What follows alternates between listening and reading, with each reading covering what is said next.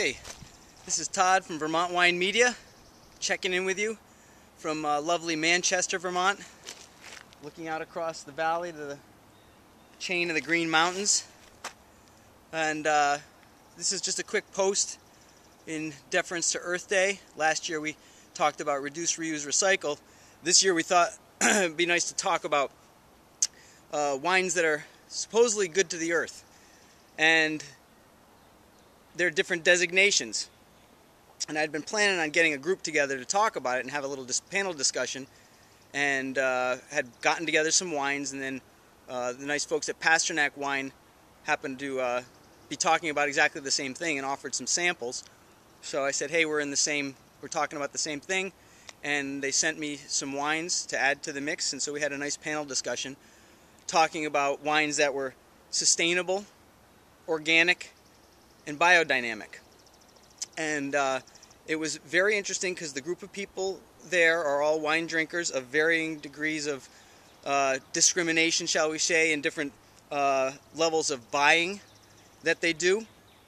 And when I asked everyone, does everybody know what sustainable is? And everybody said, yeah, I think I have an idea about that. And does everybody know what organics is? And they said, oh yeah, that we know about that because Vermont, there's a lot of organic food being grown here. And then I said, does anybody know what biodynamics is? And everybody said, no, what is it? And I thought that was very interesting, that inside the wine world there's a big talk about it, but amongst these consumers it didn't show up on radar at all. And then I asked, how many of you are familiar with Waldorf schools? And 80% of the people said we are. So for the biodynamics folks, whether or not Steiner is somebody you put emphasis on as far as your philosophy goes, you might want to somehow, to put it in context for people in your education platform, make that connection so it'll help put it into perspective. And this post, rather than being about let's try and explain the differences between all of them, because there are posts out there that talk about that, and I'm going to try and point to some of those. This was more about, from a consumerized view, how do these impact you? What questions do they bring up? And we talked about the fact that sustainability, there are a lot of different certifications out there depending on different growing areas, like the Lodi Rules wines were some of the ones that we tried.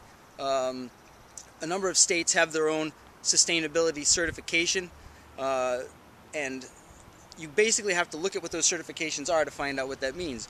Organic people understand a little bit better because of the USDA labels that they recognize, but they didn't get the difference that between organic wine having no sulfites added and wine grown with organic grapes that may have sulfites added, and that organic wine in the US doesn't have sulfites, but organic wine from Europe can have sulfites. They found that very interesting. I think the main points that we took away from the discussions were, from a consumer perspective, that the certifications, biodynamic through Demeter, organics through the USDA or through other organizations, the many sustainability organizations, does make it very confusing for the consumer. And they want to put emphasis on these certifications, but when they see so many of them, it makes them wonder which ones they should really be paying attention to. And then it puts a lot of research effort on the consumer. So everybody, I think, generally has to do a better job of articulating to consumers what it is that they are labeling their wine as. The other thing that I found from a consumer perspective when I asked, does this make a difference in your buying decisions? They said, well, it's something to think about, but when the rubber meets the road, it's not necessarily going to sway the balance at this point. And so inside the wine world, even though we would like to see more sustainability, wines that are friendlier for the earth and not just for the wine economy, we also have to do a better job of explaining why this is good for long-term wine culture. Because there are plenty of examples of vineyards really not being healthy because of overuse of petrochemicals and fertilizers to manage the vineyard. They understand that, but we think need to articulate that better. The final part that I thought was really interesting was that, along with that skepticism, was a consumer concern that the larger the size of the organization, the vineyard, the winery, that certifications were more for marketing perspective than anything else, that they were really a ploy in a way, and they were more suspect of larger organizations than they were of smaller. Why that is, I don't know, but that's something from this little focus group that, you know, people may want to consider when they're doing marketing at a high level, when you have a lot of wine that you're working with.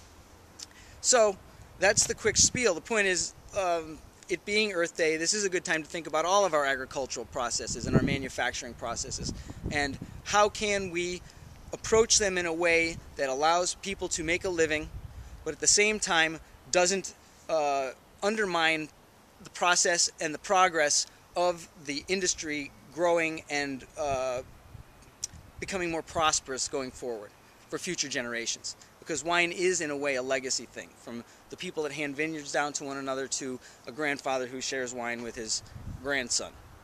So with that in mind, have a good Earth Day, and get outside.